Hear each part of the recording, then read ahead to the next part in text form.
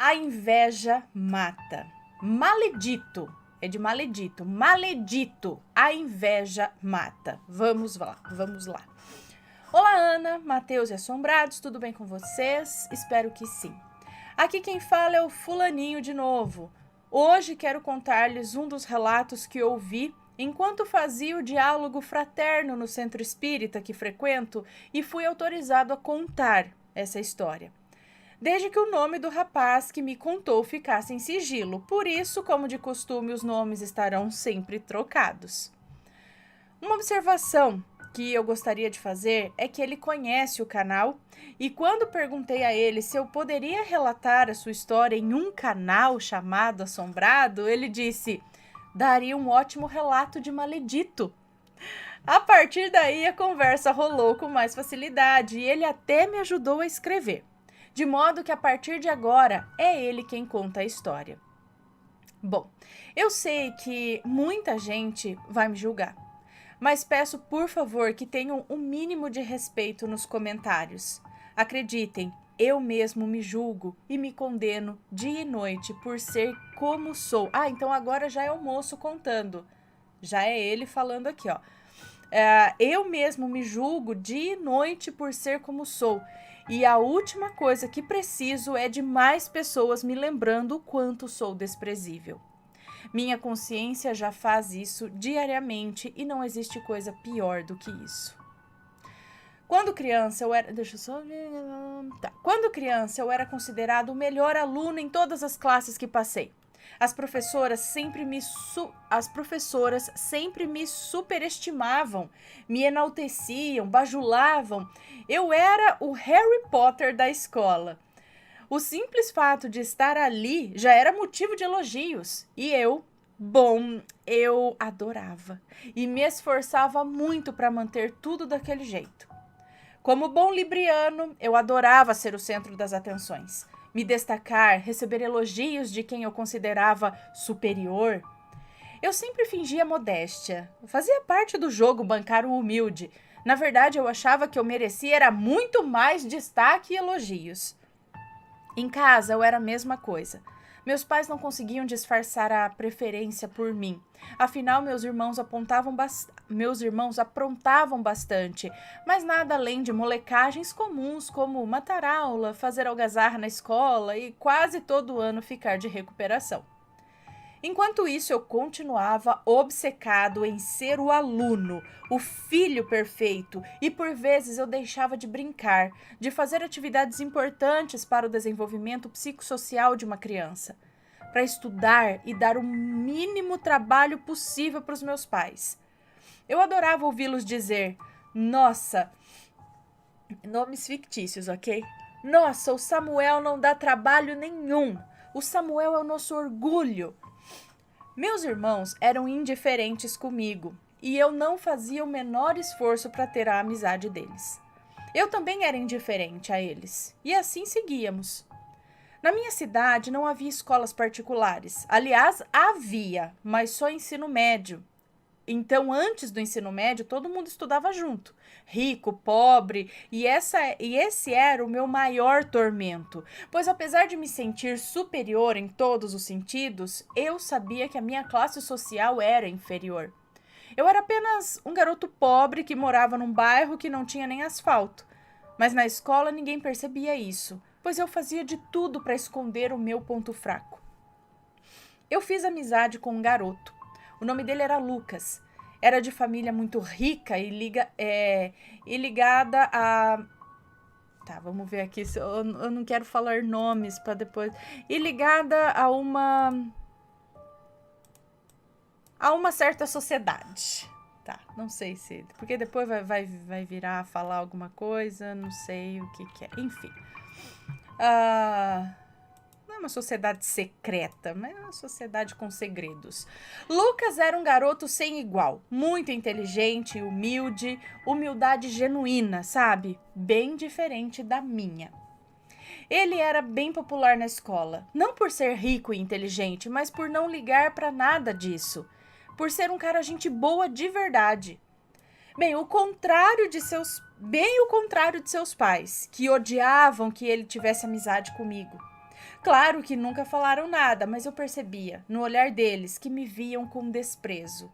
Só posso supor que esse desprezo era em virtude da minha pobreza, já que nas reuniões de pais eu era o aluno mais elogiado. Então a maioria dos pais, na verdade, queriam que eu fosse amigo de seus filhos, menos os pais do meu melhor amigo. Eu sempre ia brincar na casa do Lucas e nunca deixava ele ir na minha. Eu não queria que ele soubesse o quão pobre eu era. Mas um dia eu me deparei com ele na porta da minha casa e quase morri de vergonha quando ele disse: "Oi, Samuel, já que você não me convida para vir na sua casa, eu resolvi vir sem convite mesmo."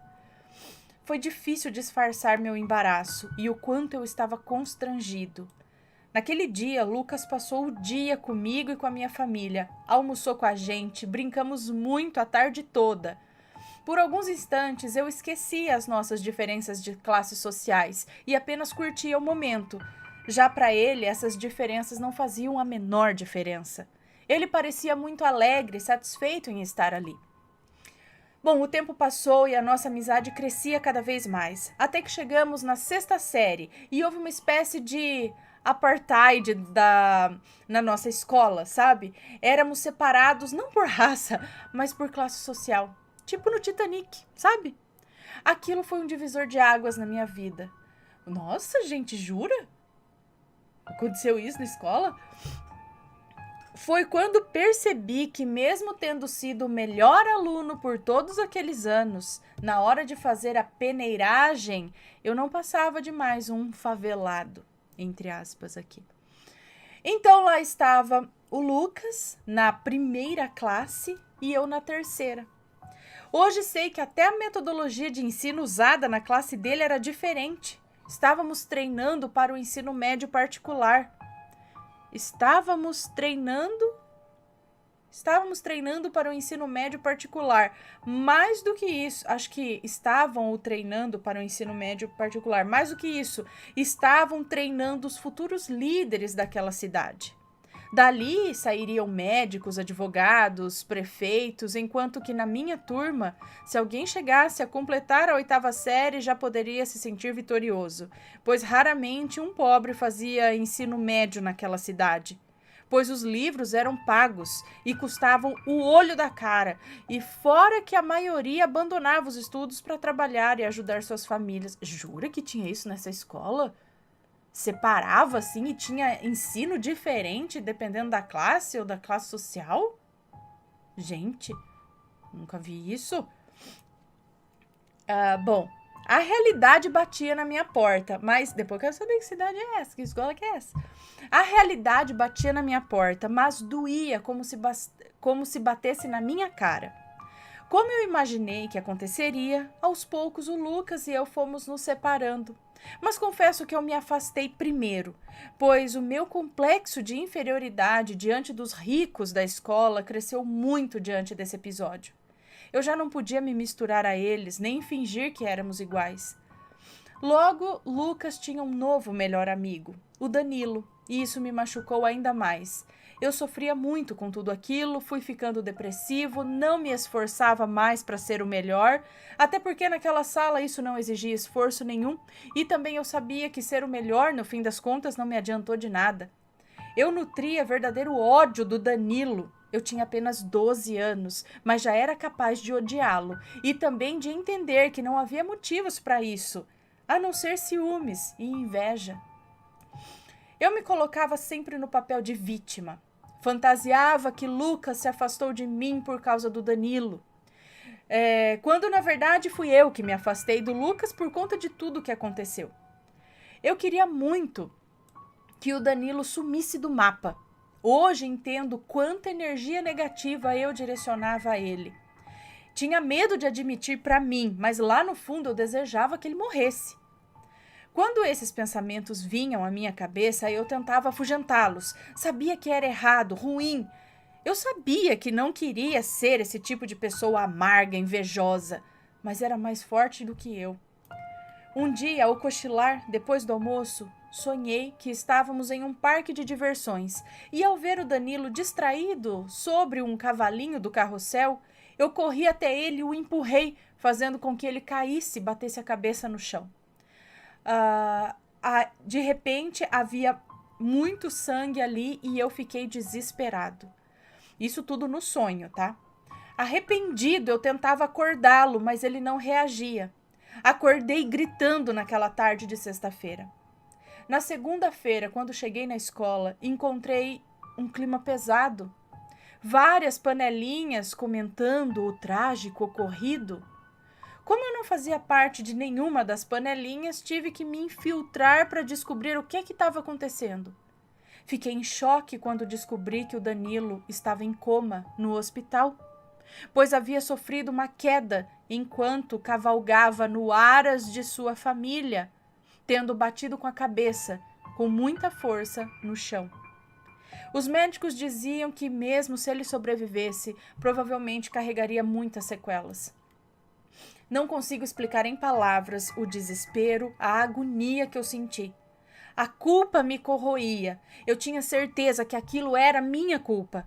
E tive ainda mais ao saber que Danilo tinha sofrido o acidente na sexta, após o almoço, bem na hora que eu tive aquele sonho.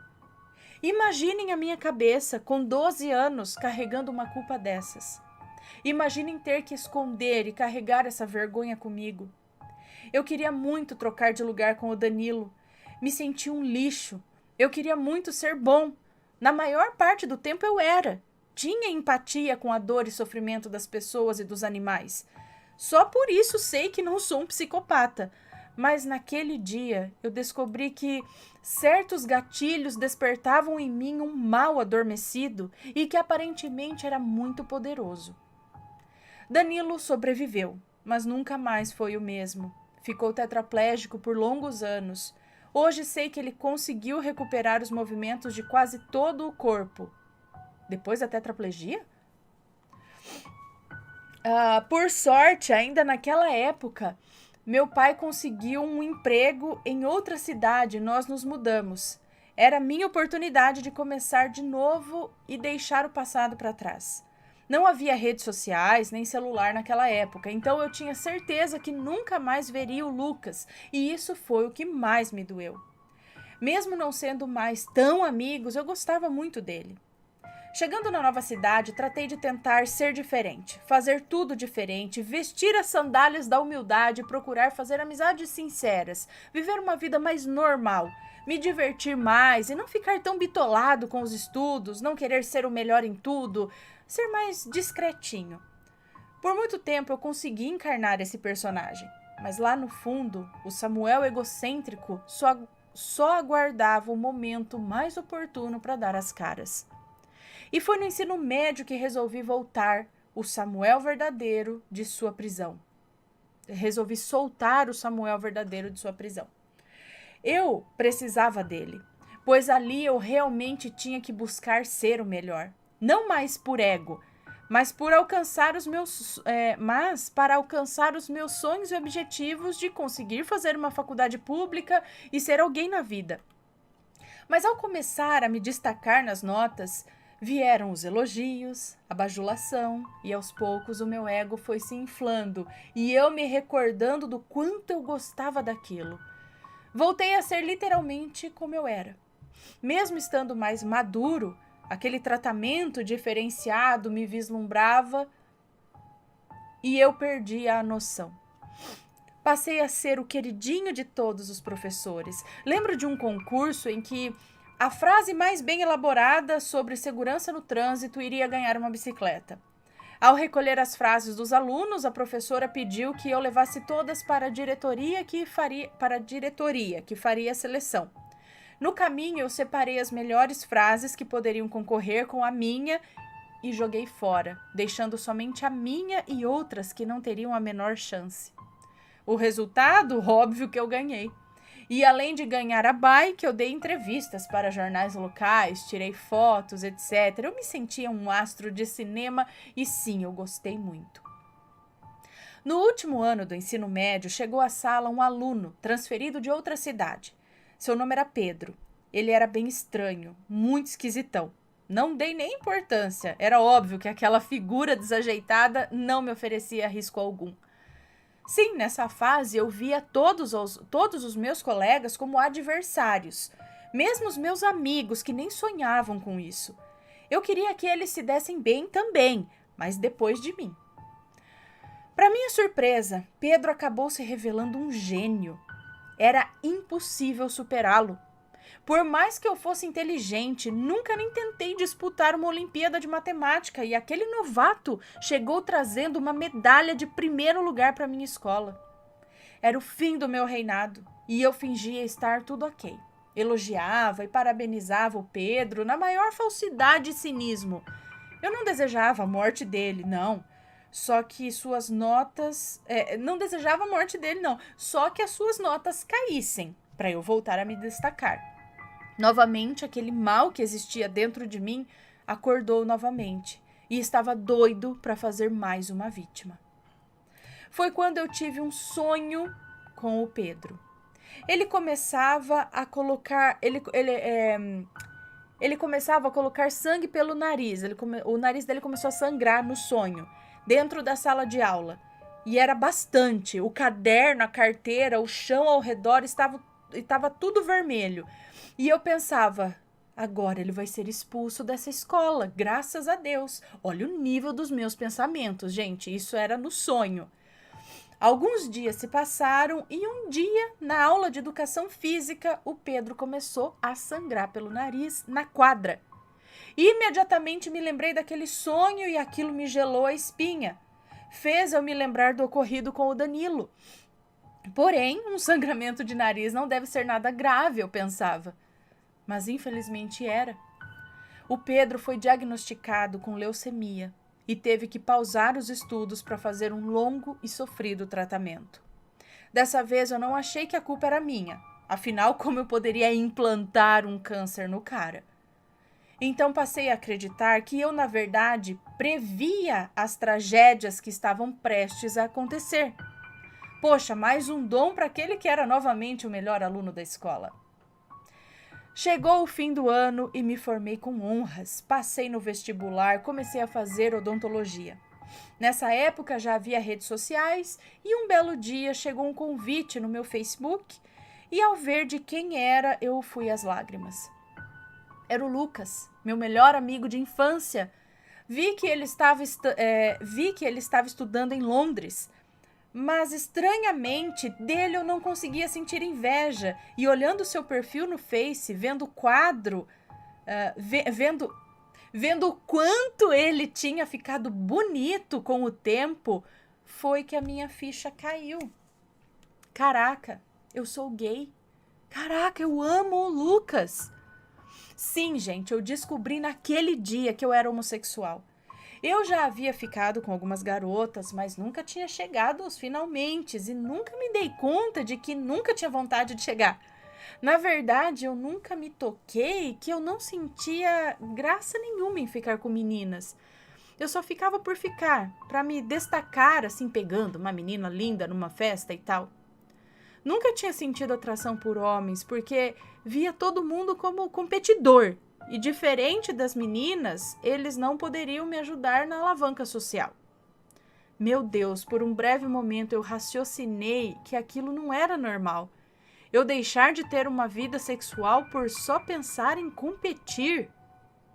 Mas logo eu afastei aqueles pensamentos e fui tratar de curtir um pouco mais a vida, já que agora eu sabia o que eu queria e não tinha nenhum problema com isso.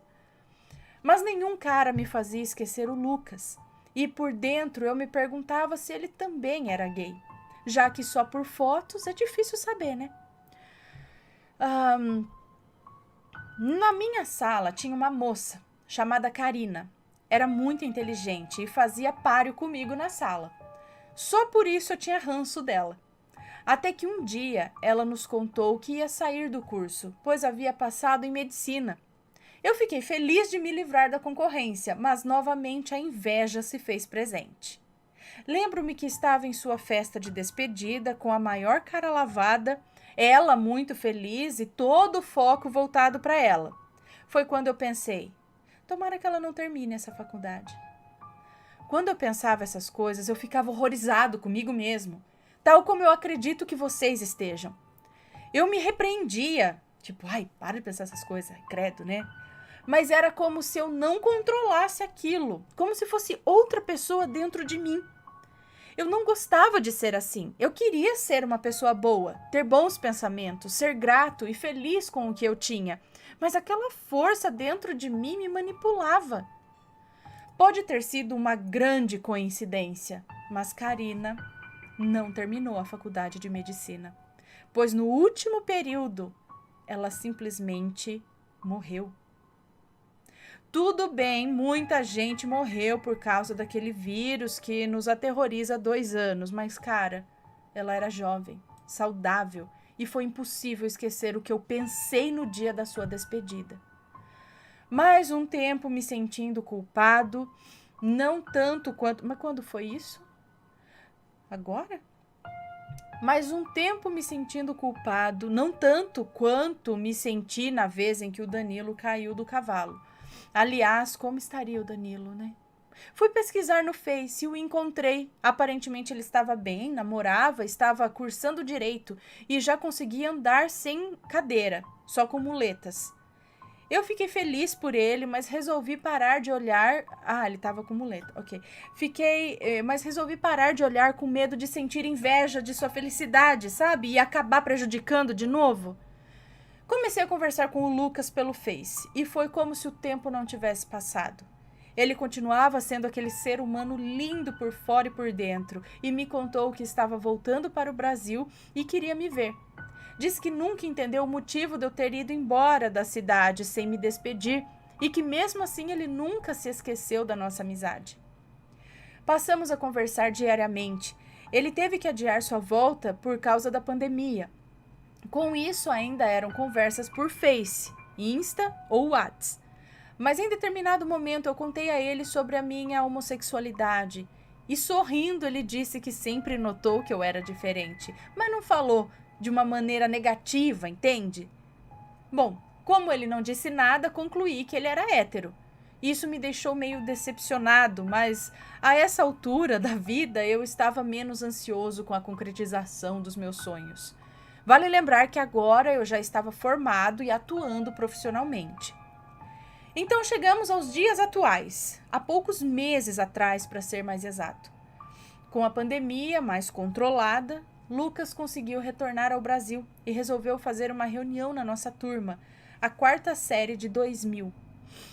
Poderia ser da turma do ensino médio, mas ele queria que eu...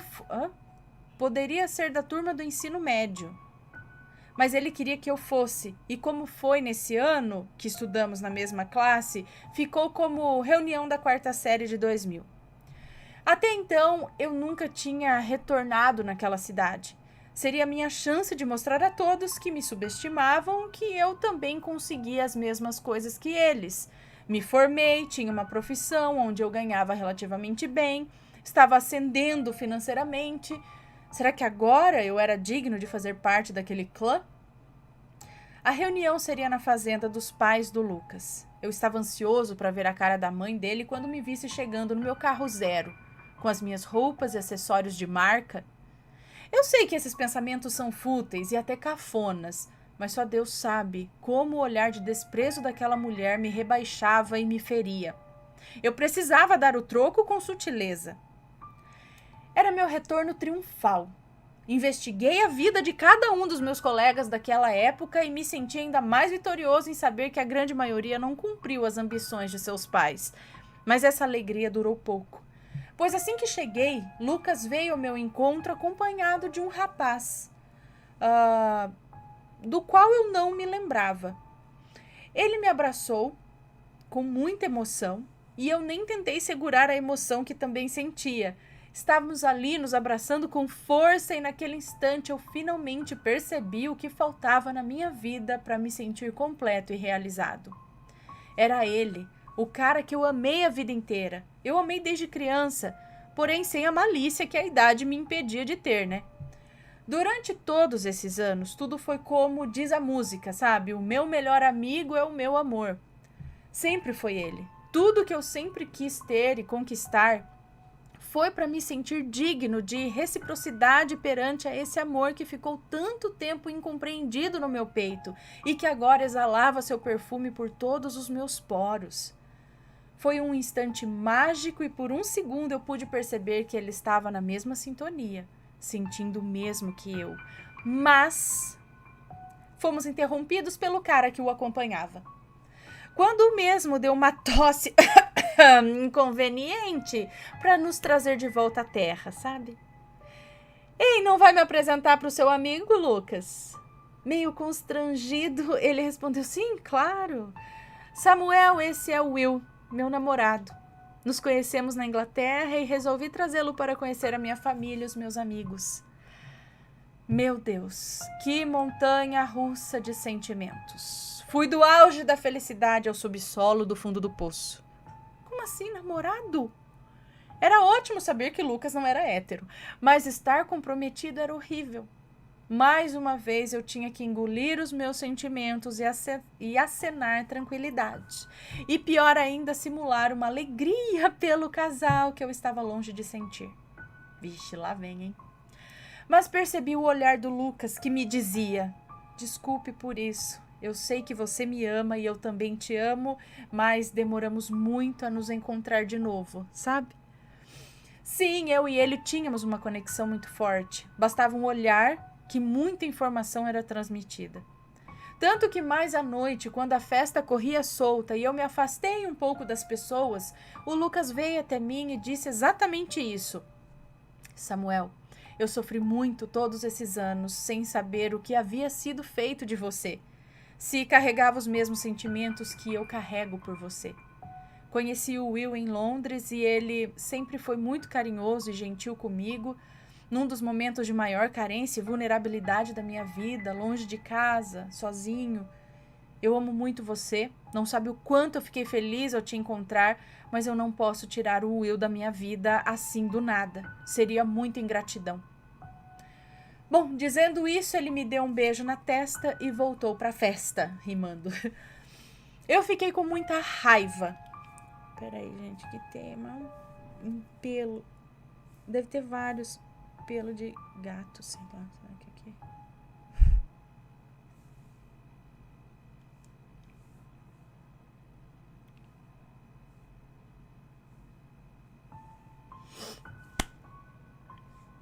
Cadê? Dizendo isso, ele me deu um beijo na testa. Eu fiquei com muita raiva. Não do Will, mas do destino. Da vida que tratava de dificultar tudo pra mim. De longe, eu vi a mãe do Lucas, faltando carregar o Will no colo. E pensei, esse sim, você aprova, né? Não só para ser amigo do Lucas, mas também para namorá-lo. Um lord inglês, com certeza rico. A senhora deve estar muito feliz, né? Mais uma vez, eu saio por baixo.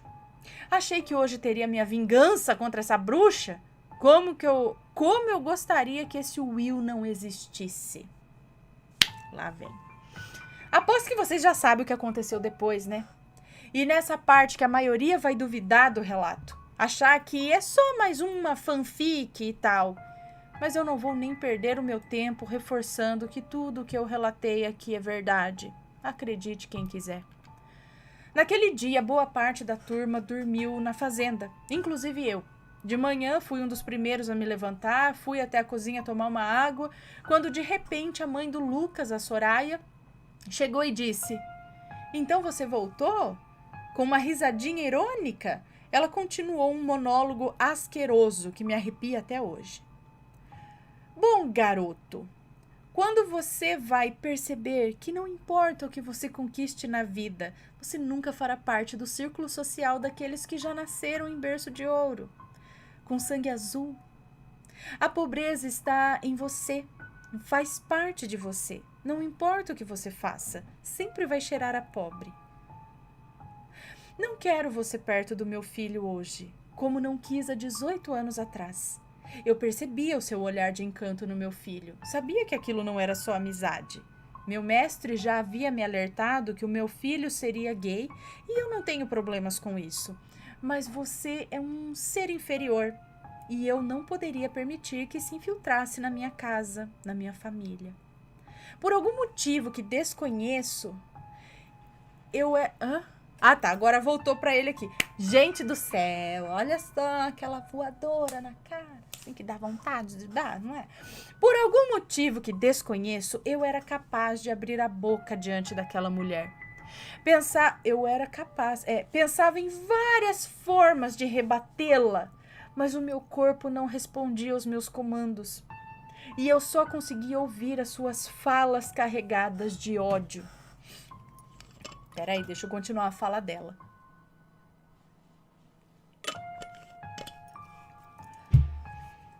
Você é persistente, admito.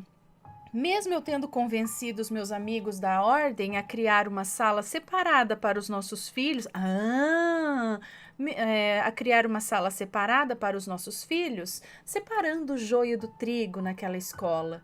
Mesmo eu te amaldiçoando com o demônio da inveja que lhe levaria à ruína, você está aqui hoje para bagunçar a cabeça do meu filho. É melhor você desistir, porque eu nunca vou permitir que vocês fiquem juntos. E não adianta me desejar a morte, pois toda a minha família é imune às ações desse demônio que te acompanha. Entregou, bruaca. Eu não tô no proibidão. Após dizer tudo isso, ela saiu e eu finalmente recuperei os movimentos do meu corpo.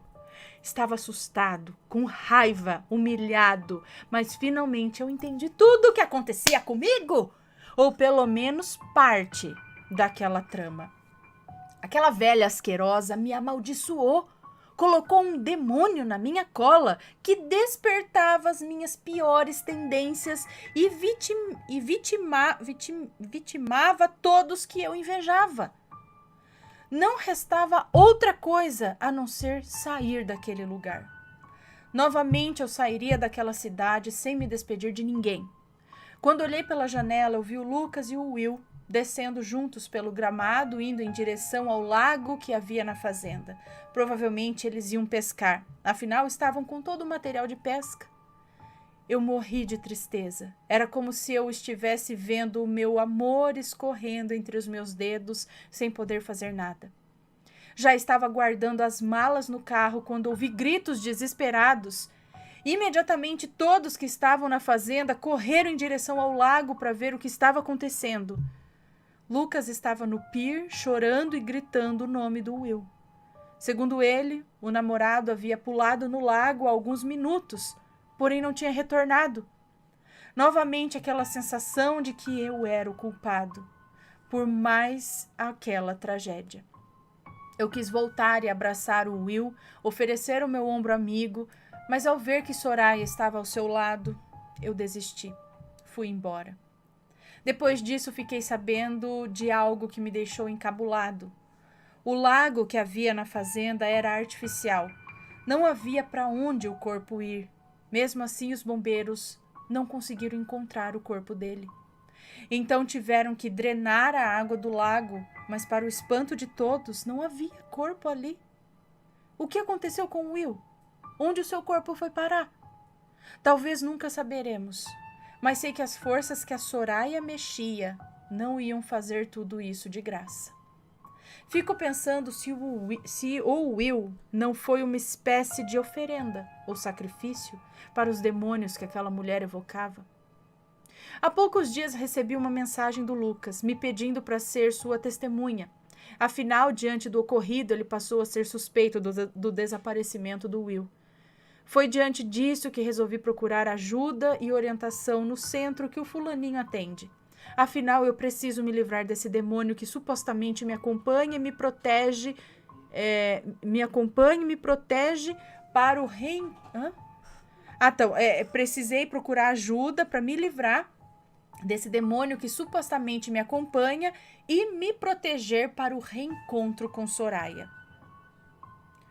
Bom, agora a parte dele acabou. Agora é o fulaninho de novo que escreve. Oi, gente, agora sou eu, fulaninho, de volta. Que história, né? Olha, quando eu ouvi, eu fiquei arrepiado. O Samuel não queria contar. Disse que a maioria não acreditaria. E os que acreditassem iam lhe julgar sem piedade. Eu disse que o mais importante é buscar respostas através dos assombrados que talvez façam ideia do que rolou nesse relato e também serve como lição para quem acredita. Do ponto de vista espírita, posso dizer que ninguém passa por algo que não precise passar. Então ele não deve se sentir culpado por essas tragédias, pois na vida não existem vítimas ou algozes. Tudo o que passamos é resultado do que atraímos para nossas vidas. Pude perceber que existe sim uma entidade com o Samuel, mas não se trata de um demônio, parece mais uma forma pensamento ou um elemental criado pela Soraya.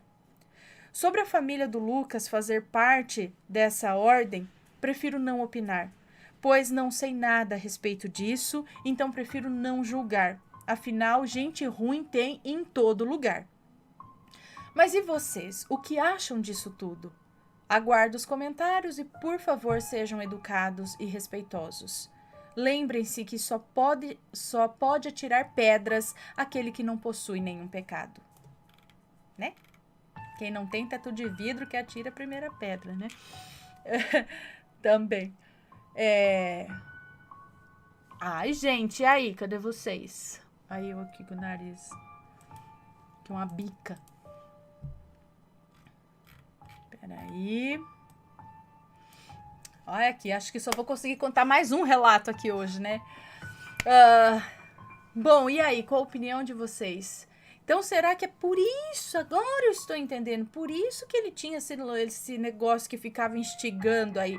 Ela jogou ali alguma coisa atrás do meio para ele se acabar com... Mas, gente, a inveja dele destruir as pessoas... Ou aquele mesmo ser que tá com ele vai lá e acaba... Mas, gente, é muito rápido. É tipo, olhou, aconteceu na mesma hora, no mesmo... Ai, não sei. Não sei. Nossa, não sei, fiquei confusa. Digam aí, mas sempre com respeito, ok, pessoal? Por favor.